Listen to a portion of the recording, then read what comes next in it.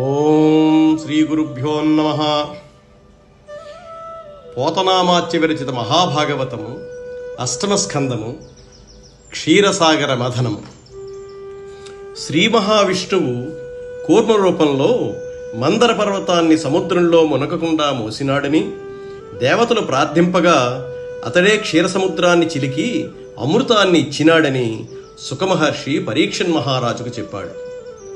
అప్పుడు పరీక్షన్ మహారాజు సుఖమహర్షితో ఈ విధంగా అడుగుతున్నాడు.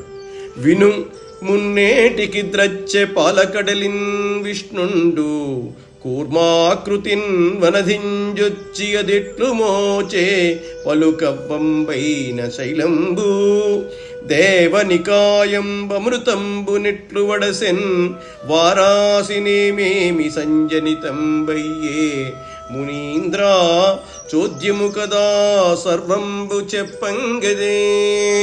ఓ మునీంద్ర, విష్ణువు పాలసముద్రాన్ని ఎందుకు మధించినాడు? సముద్రంలో దిగి పెద్ద కవ్వపు కొండను తాబేలు రూపంతో ఏ విధంగా మోశాడు? అమృతాన్ని దేవతలకు ఏ విధంగా అందించాడు? సముద్రంలో ఏమేమి పుట్టాయి? ఆశ్చర్యకరమైన ఈ సంగతులన్నీ నాకు వివరంగా చెప్పుము. ఈ మాటలకు శుకుడు ఈ విధంగా అన్నాడు. ఓ రాజా, రాక్షసులు ఆయుధాలు ధరించి విజృంభించి దేవతలను మించిపోయి సాటిలేని పోరాటాలు చేశారు. దేవతలు బలం తగ్గి ఇక్కట్ల పాలై ప్రాణాలు అరచేతుల్లో పెట్టుకుని శత్రువులను లొంగదీసుకునే ఉపాయం తెలియక తల్లడిల్లిపోయారు.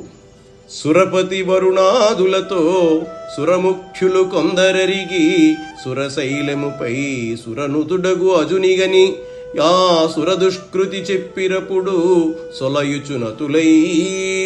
ఆ సమయంలో దేవేంద్రుడు, వరుణుడు ఇత్యాది దేవతలతో కలిసి మేరు పర్వతంలో ఉన్న బ్రహ్మదేవుని వద్దకు వెళ్లి నమస్కరించి రాక్షసులు పెట్టే బాధలను ఆయనకు విన్నవించాడు. దూర్వాసుని శాపం వల్ల లోకాలన్నీ పౌరుషము వైభవము పోగొట్టుకున్నాయి. ఇంద్రునితో పాటు దేవతలు ఓడిపోయినారు. వేడుకలు అంతరించినాయి. ఇల్లు వాకిలి విడిచిపెట్టి కాంతి విహీనులై తన వద్దకు వచ్చిన దేవతలను బ్రహ్మ చూచాడు. అతడు పరమాత్మునికి నమస్కరించి ధ్యానించాడు. అటు పిమ్మట వికసించిన ముఖకమలంతో ఇట్లా తెలియజేశాడు. ఏనును మీరును కాలము మానవ తిర్యక్లతాద్రుమ స్వేదజముల్ మానుగ ఎవ్వని కడలము వానికి మృక్కెదముగాక వగవగనేలా. నాకు మీకు కాలానికే కాక సృష్టిలోని సమస్త ప్రాణకోటికి మూలమైన వాడు ఒక్కడే. మనమంతా ఆయన అంశలమే కనుక ఆయననే శరణు వేడుదాం.